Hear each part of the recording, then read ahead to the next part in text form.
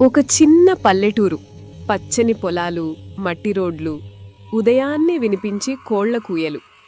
అక్కడే సిరిరామ్ అనే ఒక అబ్బాయి ఉండేవాడు. సిరిరామ్కి గేమ్స్ అంటే ప్రాణం. మొబైల్ చేతిలో ఉంటే చాలు, ప్రపంచం మర్చిపోయేవాడు. రోజూ కాలేజ్కి వెళ్లడం రావడం, మధ్యలో ఫ్రెండ్స్, నవ్వులు, చిన్న కలలు, అంతే అతని జీవితం. ఒకరోజు కాలేజ్లో ఫ్రెండ్ ఒకడు నవ్వుతూ వచ్చి చెప్పాడు, రే సిరి, ఓ అమ్మాయి నిన్ను లవ్ చేస్తోందట. సిరిరామ్ నవ్వి ఊరుకున్నాడు. అలాంటి వాటిలో నాకు ఇంట్రెస్ట్ లేదురా అని చెప్పి వెళ్ళిపోయాడు. ఆ రోజు సాయంత్రం ఇంట్లో కూర్చుని గేమ్ ఆడుతున్న సిరిరామ్ దగ్గరకు అతని చెల్లి వచ్చింది. ఆమె ముఖంలో ఒక విచిత్రమైన చిరునవ్వు. అన్నా, నిన్ను లవ్ చేసేదెవరో కాదు తెలుసా, మన మర్దలే. ఆ మాట విన్న సిరిరామ్ ఒక్కసారిగా షాకయ్యాడు. గేమ్ ఆఫ్ చేసి నిశ్శబ్దంగా కూర్చున్నాడు. ఆ రాత్రి అతను మర్దల్కి కాల్ చేశాడు. నిజమేనా అని అడిగాడు. అవతల్నుంచి మెల్లగా వచ్చిన సమాధానం, అవును. అక్కడే వారి మధ్య ఒక కొత్త బంధం మొదలైంది. మొదట్లో అన్నీ బాగానే ఉండేవి. రోజూ కాల్స్, మెసేజెస్, చిన్న చిన్న నవ్వులు. కాలం గడిచింది, సంవత్సరాలు మారాయి. కాని ప్రేమతో పాటు గొడవలు కూడా వచ్చాయి.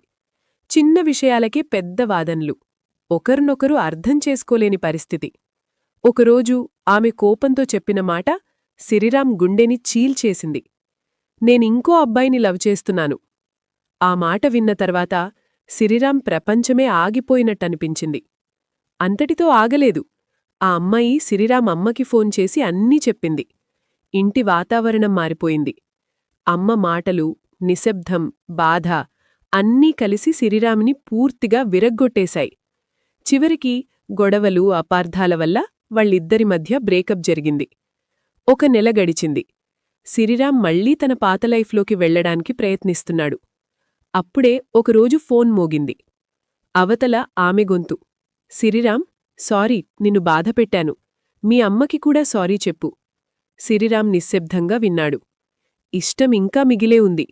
సరే అని చెప్పాడు. అది అతనిచ్చిన రెండో అవకాశం. కాని మార్పు రాలేదు. మళ్లీ గొడవలు. ఈసారి మరింత ఎక్కువగా.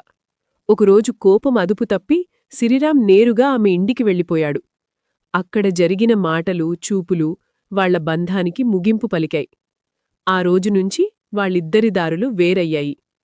రాత్రి సిరిరామ్ ఒంటరిగా తన గదిలో కూర్చున్నాడు. మొబైల్ చేతిలో ఉంది, కాని గేమ్ ఆడాలనిపించలేదు. కిటికీ బయట చూస్తూ అనుకున్నాడు, రెండో అవకాశమివ్వడం నా తప్పా, లేదా తప్పు మనుషులను నమ్మడమేనా? సమాధానం లేదు. కాని ఒక విషయం మాత్రం నేర్చుకున్నాడు. ప్రేమ కన్నా ముందు ఆత్మగౌరవం ముఖ్యమని. ఓడిపోవడం ఫెయిల్యూర్ కాదు. తప్పు మనుషులకు మళ్లీ మళ్లీ అవకాశమివ్వడమే నిజమైన ఫెయిల్యూర్. ప్రేమ పోయినా జీవితం ఆగదు. కాని ఆత్మగౌరవం పోతే మనవే మనల్ని కోల్పోతాం. రెండో అవకాశం ప్రేమ కాదు, కొన్నిసార్లు మన ఫెయిల్యూర్కి సంతకం. ఈ కథలో సిరిరామ్ ఓడిపోయాడు, కాని జీవిత పాఠం గెలుచుకున్నాడు. ఈ కథ మీ హృదయాన్ని తాకితే లైక్ చేయండి. మీ వాళ్లతో షేర్ చేయండి. ఇలాంటి కథల కోసం సబ్స్క్రైబ్ చేయండి.